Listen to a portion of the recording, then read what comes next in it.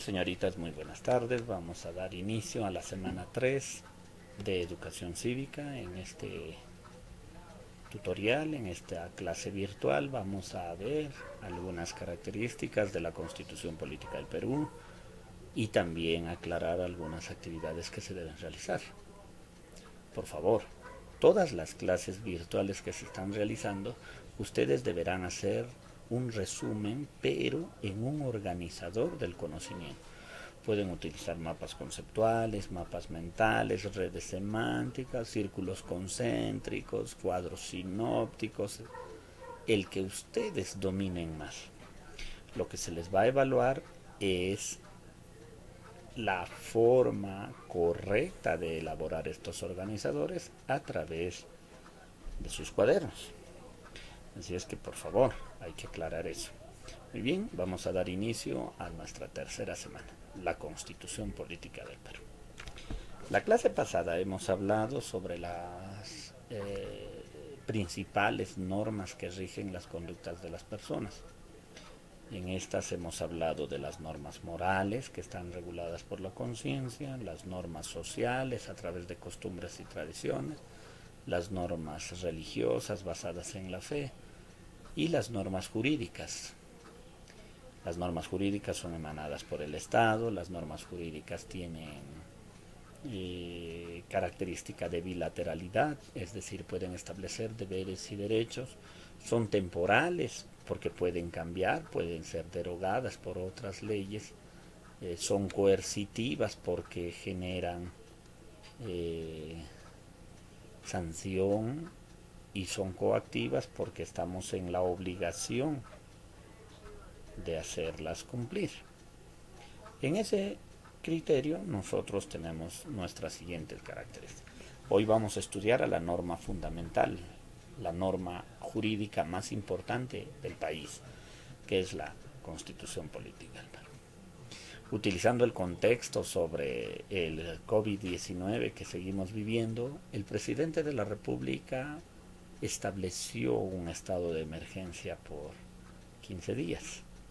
Este estado de emergencia se fundamenta en el artículo 137 de la Constitución Política del Perú, que habla del régimen de excepción, en el que se puede declarar estado de emergencia o estado de sitio. Ahora, el presidente de la República amplía este estado de emergencia hasta el 12 de abril. ¿Se puede hacer eso? Pues efectivamente sí. Entonces, estamos viviendo un régimen constitucional. Todas las leyes, todas nuestras autoridades, todos los procedimientos que se están siguiendo para controlar este COVID-19 está dentro de un margen legal. Ese margen legal es la Constitución Política del Perú. ¿Estamos de acuerdo? Ahora bien, ¿por qué no puede salir? ¿Por qué no pueden haber reuniones sociales? ¿Por qué no puede transitar libremente por la calle? Pues simple y llanamente que cuando se establece un estado de emergencia, pues se pierden algunos derechos constitucionales relativos a la libertad. Como por ejemplo, perdemos el derecho a la libertad de tránsito. No podemos ni debemos caminar libremente por las calles simple y llanamente porque se nos ocurra. Recuerda, hemos perdido el derecho a la libertad de tránsito. Otro derecho que se pierde es el derecho a la libertad de reunión. Podemos perder la capacidad de reunirnos con otras personas en ambientes particulares. Entonces, ¿se fundamentan en principios regulados por la Constitución? Sí. Hoy conoceremos entonces qué características tiene la Constitución Política del Perú y algunos otros puntos más. Todos los países, sin excepción alguna, tienen una constitución política. Todos. Los países modernos basan su organización en principios jurídicos y políticos, los que determinan, por ejemplo, el tipo de Estado. El Perú es una democracia social, independiente y soberana. La forma de gobierno es unitaria, representativa y se fundamenta en la separación de poderes. la estructura de nuestras instituciones estatales, por ejemplo, el Poder Ejecutivo, el Poder Legislativo, el Poder Judicial, los organismos constitucionales autónomos, objetivos y deberes que van a cumplir estas instituciones, el régimen económico de la nación, regulados por el Banco Central de Reserva del Perú, por ejemplo, las declaraciones acerca de la protección de la persona y de la familia, por ejemplo, la Declaración de los Derechos de Persona, que están estipuladas en el título 1 de nuestra Constitución. Todos estos principios y organizaciones van a determinar la base de un Estado. Conforman un conjunto jurídico denominado Constitución Política, Ley de Leyes, Ley Fundamental, Ley General. ¿Okay? Respecto a nuestro país, la Constitución vigente fue aprobada. La Constitución actual es la Constitución de 1993, la Constitución que fue elaborada por el Congreso Constituyente Democrático y sometida a referéndum. ¿Qué es un referéndum? Un referéndum es una consulta popular, es una consulta que se le hace al pueblo para saber si está o no de acuerdo en aprobar o no una ley. En este caso se preguntó si el pueblo peruano estaba de acuerdo en aprobar o no la ley sobre la creación de la Constitución Política de 1993. Es la primera constitución en el país que fue aprobada por referéndum. Recuerda, la primera. El referéndum se realizó el 31 de octubre de 1993. Como fue aprobada por referéndum por el pueblo, o sea, el referéndum es una consulta al pueblo, fue promulgada por el presidente de la República, el ingeniero Alberto Fujimori, el 29 de diciembre de 1993. Y entró en vigencia para el 31 de diciembre de 1993. ¿Qué es la Constitución Política? La Constitución Política es la ley fundamental del Estado peruano.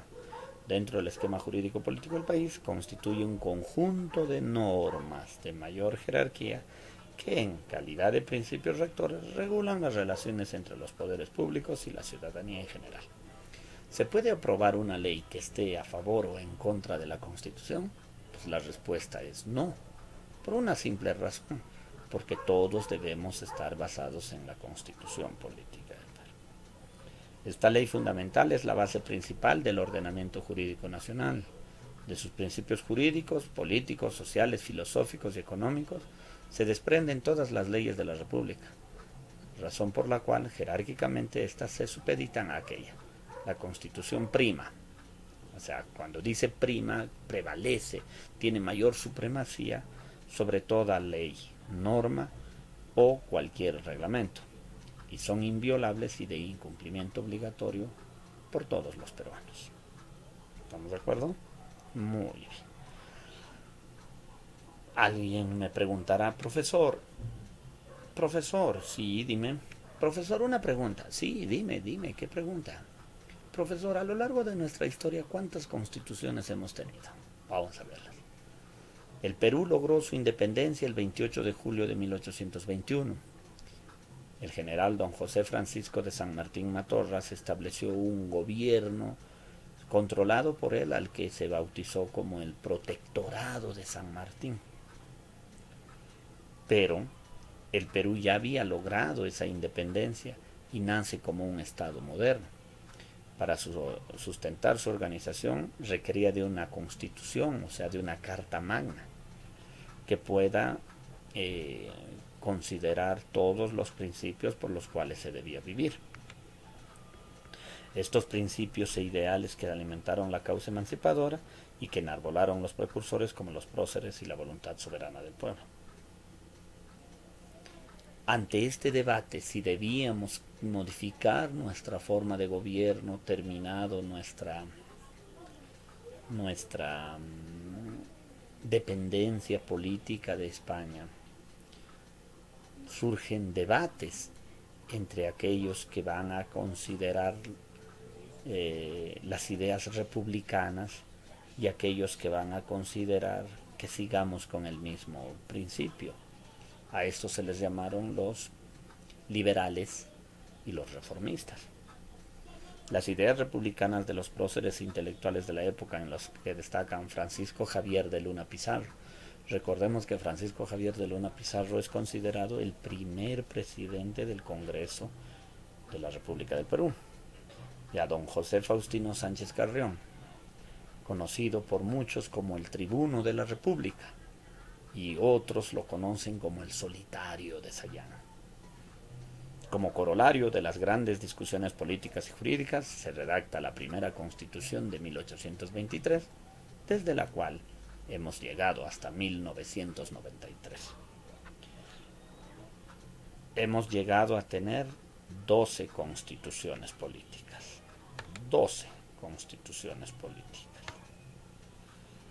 La primera, la Constitución de 1823, como ya lo hemos dicho, fue aprobada para consolidar el principio de independencia y modelo republicano que se esperaba, pero lastimosamente no entró en vigencia. El poder político español todavía seguía manteniéndose en el Perú y esto evitó que muchos de estos principios puedan ser guiados y aplicados en la Constitución. Sánchez Carrión solicitó la intervención de Simón Bolívar para ayudarnos, y uno de los principales requisitos que exigió Simón Bolívar para poder establecerse en el país y consolidar nuestra independencia, pues simple y llanamente fue la de pedir que la Constitución Política del Perú sea suprimida y nuestro Congreso sea cerrado. Este es un acto dictatorial, por lo tanto Simón Bolívar se convierte en el primer dictador que tuvo el Perú. Cuando un gobierno no obedece la voluntad de la Constitución Política del Perú, a eso se llama dictadura. La segunda constitución fue la Constitución de 1826. Si ya la primera constitución había sido regulada por un gobierno dictatorial, la segunda constitución fue elaborada por esta dictadura bolivariana.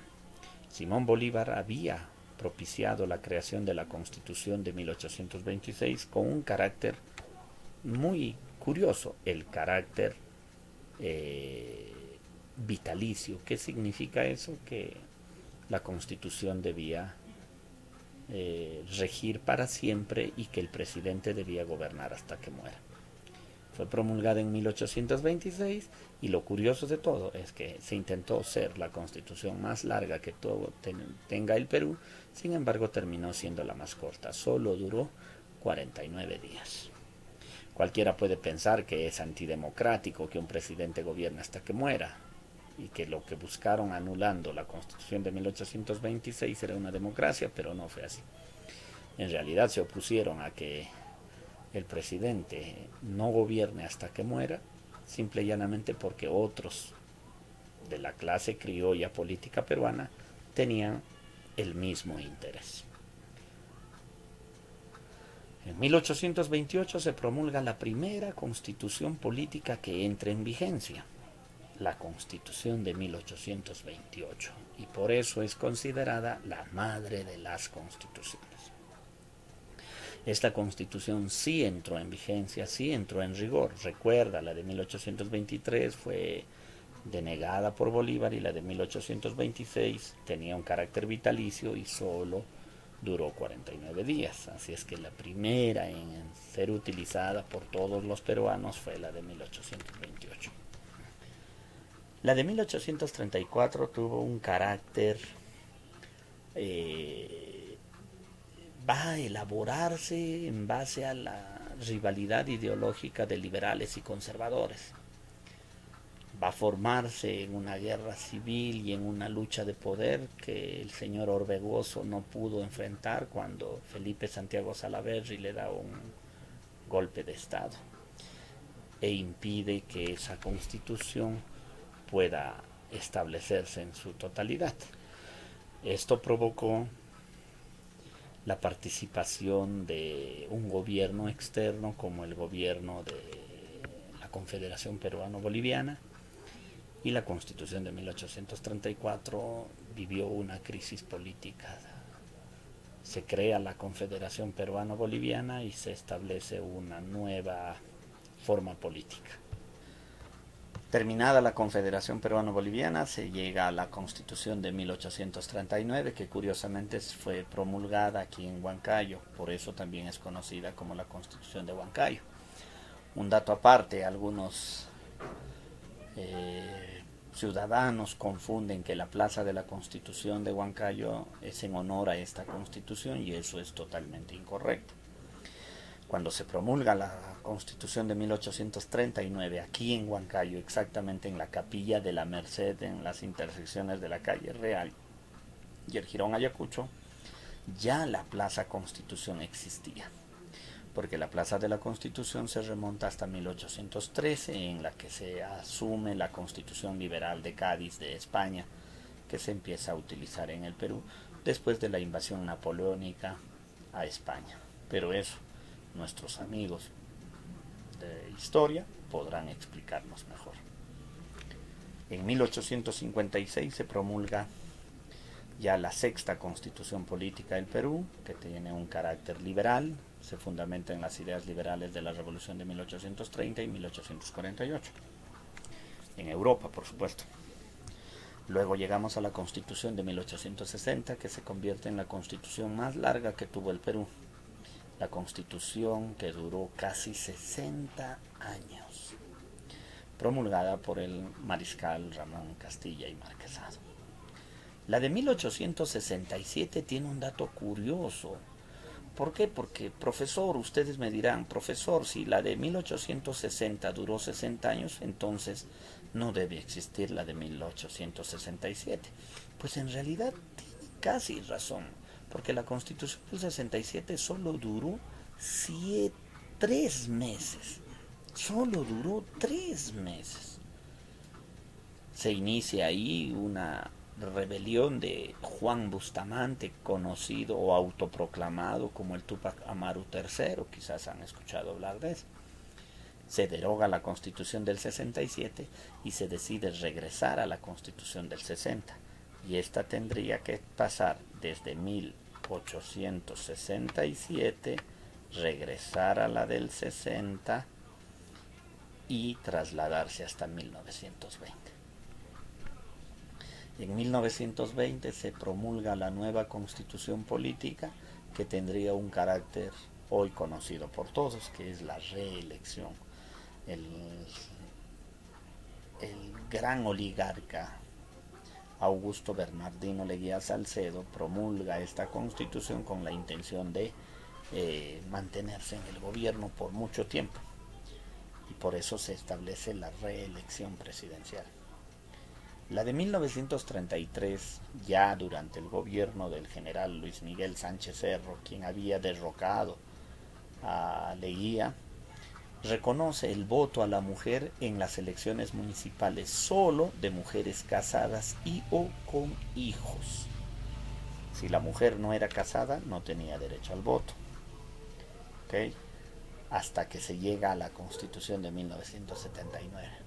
En la Constitución de 1979 ya se considera el derecho al voto a la mujer solo para mayores de edad. No importa si estaban casadas, con hijos, profesionales o no. Y esto gracias al aporte legal que hizo el general Manuel Odría durante su ochenio, de 1948 a 1956. Y llegamos a la Constitución actual, que es la Constitución Política de 1993. ¿Qué características tiene? Esta Constitución nace a consecuencia del sistema político implantado por Fujimori, al que bautizó como el Gobierno de Emergencia y Reconstrucción Nacional, y su autogolpe el 5 de abril de 1992. Fujimori disuelve el Congreso y establece un nuevo Congreso Constituyente Democrático. Este nuevo Congreso Constituyente Democrático crea y elabora la Constitución actual, la de 1993. Esta Constitución, como ya lo hemos dicho, tuvo que entrar en consulta popular. Esa consulta popular recibe el nombre de referéndum. Aprobada por referéndum, fue promulgada el 29 de diciembre y entró en vigencia el 31 de diciembre de 1993. ¿Qué estructura tiene nuestra actual Constitución? Nuestra actual Constitución se divide de la siguiente manera. Tiene un preámbulo, 6 títulos, 26 capítulos, 206 artículos, 16 disposiciones finales y transitorias y una declaración. Vamos por partes, como diría un beneco descuartizador. El preámbulo. El preámbulo es la presentación de la Constitución, en la cual se reconocen los grandes principios ideológicos, filosóficos, políticos, sociales y éticos que han de orientar el cumplimiento de los fines del Estado. Ahí va a estar reconocido el principio filosófico de nuestra nación. Luego viene la parte dogmática, que contiene la declaración de los derechos y los deberes que le asisten a la persona, reconocidos en la Declaración Universal. Estas van a estar en el título 1 de la persona y la sociedad. ¿Ya? Luego viene la parte orgánica, que contiene las normas relativas a los órganos fundamentales del Estado, sus funciones y el ejercicio de estos. La división del Estado en poderes son poder ejecutivo, legislativo y judicial, y los órganos tutelares. Luego vienen las disposiciones finales y transitorias, referidas a la adecuación de la nueva Constitución. Una declaración donde se reconoce la soberanía peruana en la Antártida a través de lo que se conoce como la ECAP. ECAP, Estación Científica Antártica Peruana. Pero la pregunta sale sola, profesor, ¿cómo se puede elaborar una constitución política? ¿Cómo se elabora la constitución política? Una constitución política se elabora en base al poder constituyente, y el poder constituyente es el poder que tiene el pueblo. Es la autoridad que tiene el pueblo sobre cualquier tipo de gobierno.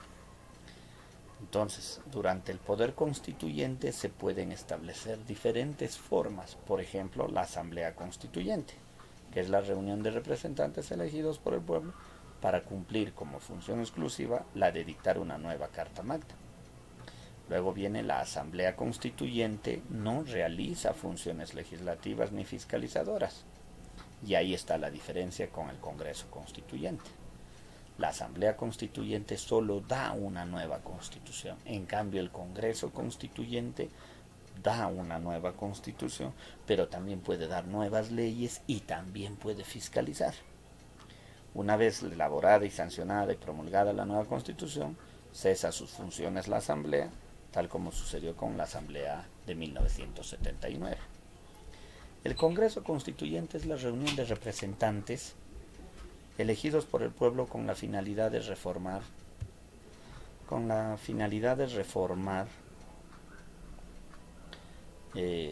la Constitución vigente y elaborar o dictar una nueva Constitución. Además que, como ya lo hemos dicho, realiza funciones legislativas ordinarias y de actos de fiscalización. Profe, ¿qué diferencia hay entre una asamblea constituyente, un congreso constituyente y un congreso de la República? Reitero, la asamblea constituyente solo da una nueva constitución, nada más. Termina de dar la constitución, se disuelve. El congreso constituyente da una nueva constitución, pero también puede dar otras leyes y también puede fiscalizar. El Congreso de la República da nuevas leyes, fiscaliza, pero no crea una nueva constitución. ¿Okay? La diferencia. Entonces, yo pregunto, ustedes responden. Hoy tenemos un Congreso de la República. Si queremos modificar la Constitución actual, ¿podríamos crear un Congreso Constituyente? ¿Sí o no? Muy bien, no. ¿Por qué? Porque no puede haber dos congresos. No puede haber dos congresos. Pero profesor, entonces cerramos el Congreso de la República y creamos el Congreso Constituyente. Dictadura. Y eso es lo que hizo Fujimori. Fujimori cierra el Congreso de la República y crea el Congreso Constituyente. Por eso la Constitución actual es considerada como resultado de una dictadura. Y muchos de ustedes han escuchado hablar de la dictadura fujimontesinista. Entonces, ¿qué nos queda? La única forma de modificar la Constitución actual sería a través de una asamblea constituyente. Me dejo entender, ¿no? Me dejo, ¿no? ¿Quiénes pueden proponer una reforma constitucional? El presidente de la República con aprobación del Consejo de Ministros. Los congresistas. Un número de ciudadanos equivalente al 0,3% de la población electoral nacional. O sea, estamos hablando de 0,3% de la población, más de 5.000 personas que podrían firmar, y estas firmas tienen que estar reguladas y registradas por el Jurado Nacional de Elecciones para poder validar su iniciativa. Dato importante, nota que te dice: es improcedente toda iniciativa constitucional que recorte los derechos ciudadanos consagrados en el artículo 2 de la Constitución. No se puede modificar los derechos de la persona, ninguno de ellos se puede modificar. ¿Entiende? Ahora, hay gente y hay personas especializadas que proponen regresar a la Constitución del 79 porque consideran que la Constitución del 93 es producto de una dictadura. Hay otros que dicen que podemos seguir con la Constitución actual. ¿Qué aportes trajo la Constitución de 1993? 1. Se incorpora el derecho al referéndum por los ciudadanos. Antes de 1993 no teníamos el derecho a ser consultados. Recuerda que la reforma es una consulta. Nadie tenía derecho a preguntarnos si estábamos de acuerdo o no, sí o no. 2. Se incorpora el derecho a la iniciativa legislativa. Antes no podíamos proponer leyes, ahora sí. Por ejemplo, ustedes jóvenes pueden proponer una ley. Como ciudadanos, cuando ustedes lleguen a la mayoría de edad, ustedes pueden proponer que los exámenes de admisión en las universidades desaparezcan. Por considerar que un examen de admisión, un solo examen de admisión, no necesariamente considera a un joven capaz para mantenerse en la universidad. Hay otros criterios que se deben considerar. Pero bueno, es un ejemplo. 3. Se incorpora el derecho a la iniciativa de reforma de la Constitución. O sea, los ciudadanos también podemos proponer que la Constitución cambie en parte o en toda. Pero recuerda, no podemos modificar los principios fundamentales de los derechos humanos, así como también el régimen económico. Qué bueno sería hacer una iniciativa de reforma constitucional eliminando el impuesto general a las ventas, el famoso IGV. ¿Cierto? Cierto. Otra de las características que tiene esta Constitución es el derecho a la revocatoria de autoridades elegidas. Ahora ya podemos revocar a nuestras autoridades regionales y locales. Podemos exigir que sean destituidos del cargo si no cumplen sus funciones. O también removidos del cargo, derecho a la remoción de autoridades designadas. Pero hay que tener presente dos cosas. La revocatoria es solo con autoridades elegidas y la remoción con autoridades designadas, las famosas funciones o cargos de confianza. Por ejemplo, el director, o en este caso, el gobernador regional de Junín decide porque quiere que el profesor Roberto Núñez sea director regional de educación. Entonces, a mí me ha designado el gobernador regional. Si yo no cumplo bien mis funciones, ¿Qué procede? ¿Qué derecho procede? ¿Revocatoria o remoción? Muy bien. Remoción. ¿Por qué? Porque yo fui designado. Y el regidor de Chilca, que recibió un bono de 380 soles para las personas en extrema pobreza y no quiere devolverlo, le podemos hacer una revocatoria. ¿Entiendes o no? Otra de las incorporaciones que tiene esta nueva constitución es el derecho a la rendición de cuentas.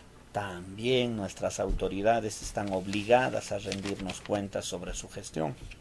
El alcalde distrital, el gobernador regional tienen la obligación de rendir cuentas. Se incorpora el derecho a elegir a los jueces de paz. Los jueces de paz son elegidos a través de elecciones populares. ¿Ya? Otra de las características es el derecho a la identidad étnica. Todos tenemos el derecho a nuestro desarrollo étnico y nadie puede discriminarnos por razón de raza. Se incorpora el habeas data y la acción de cumplimiento, que son dos garantías constitucionales. Se crea la Defensoría del Pueblo. Mira, antes no existía la Defensoría del Pueblo, ahora sí. Se constituye el Tribunal Constitucional. Antes de 1993 el Tribunal Constitucional era llamado Tribunal de Garantías Constitucionales.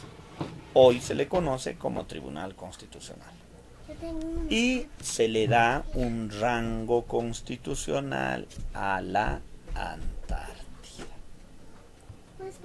Muy bien, muchachos. Esperemos que ustedes, esperando que hayan entendido la explicación del tema, recuerden, deben elaborar su organizador del conocimiento sobre todo este tema. Reincorporando nuestras actividades, voy a revisar. Vamos a pasar a la resolución de la práctica, ¿ok? A ver, pregunta número 1 dice, es conocida como la norma suprema de los estados, o también la llaman ley de leyes, pues regula los aspectos internos del estado a través de los principios que ninguna norma debe desconocer.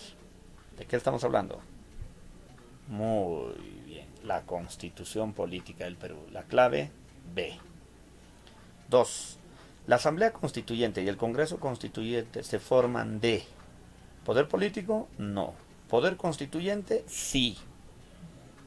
Poder del Estado, no. La respuesta es solo 2, la B. Siguiente, 3. De las siguientes funciones, identifique aquel que cumple de manera exclusiva la llamada Asamblea Constituyente. ¿Qué es lo único que puede hacer la Asamblea Constituyente? ¿Función constituyente? Sí. O sea, la función constituyente es dar una nueva constitución. ¿Función normativa? No. ¿Función fiscalizadora? No. Por lo tanto, la respuesta a la pregunta número 3 es la letra A. 4. Respecto a la reforma constitucional, ¿debe ser aprobada por el Congreso de la República? Sí. ¿Su referéndum ratificatorio puede ser obviada? ¿Puede? Sí. Eso dice el artículo 206. ¿Se requiere de un Congreso Constituyente para efectuarlo? No. La respuesta a la pregunta es la alternativa C. 5. ¿Es correcto respecto a la Constitución Política de 1993? ¿Fue la única constitución política peruana sometida a referéndum hasta la fecha? Verdadero. Sí, es la única. ¿Incorporó el reconocimiento de las garantías constitucionales como el habeas data? Sí. ¿Reconoce por primera vez el texto íntegro de la Declaración Universal de los Derechos Humanos? ¿Por primera vez? No, ya estaba reconocido en el Perú. Las respuestas serían 1 y 2, la letra C. 6. En el Perú, para que ahora una reforma constitucional sea promulgada por el presidente de la República, es necesario que previamente éste haya sido aprobada por el Congreso de la República. No lo olvides, el Congreso de la República tiene que aprobar la reforma. La respuesta a la pregunta 6 es la clave B. 7. ¿Qué relación de constituciones es correcta? 1. La Constitución del 1993 es una constitución vitalicia. Falso. 2. La Constitución de 1828 es madre de las constituciones. Verdadero. 3. Constitución Política del 39 es Constitución de Huancayo. Verdadero. Las únicas verdaderas serían 2 y 3. La respuesta sería la letra E. 8. Sobre la ley de reforma constitucional, nuestra constitución política expresamente señala que ésta no puede ser observada por el presidente de la República. El presidente de la República no puede objetar, no puede oponerse a una reforma de la Constitución. ¿Cuál es el número requerido de acuerdo a ley como mínimo para solicitar un referéndum? El 0,3% del electorado nacional. La pregunta número 9 tendría como respuesta la alternativa E. La pregunta número 10 dice, la Constitución política es aprobada por el Poder Constituyente que emana del pueblo en general. La respuesta a la pregunta número 10 sería la alternativa E. El Perú en su proceso de madurez democrática y política ha tenido 12 constituciones, no lo olvides. Alternativa C. 12. La Asamblea Constituyente se caracteriza por ser la única forma de poder constituyente que cumple la función exclusiva de dar una nueva constitución. Y esa función se llama función constituyente. Constituyente, muchachos. La respuesta a la pregunta número 2 sería la alternativa C. Y la pregunta número 13 dice, de los siguientes enunciados identifica el incorrecto. ¿Cuál de ellos es el que está mal? A. El referéndum se dio solo en el caso de la Constitución de 1993. Verdadero. Te está pidiendo el incorrecto. 2. La Asamblea Constituyente nunca se dio en el Perú. Falso. Sí se dio en la Constitución de 1979. Por lo tanto, la respuesta incorrecta o la alternativa incorrecta a esta pregunta es la alternativa B.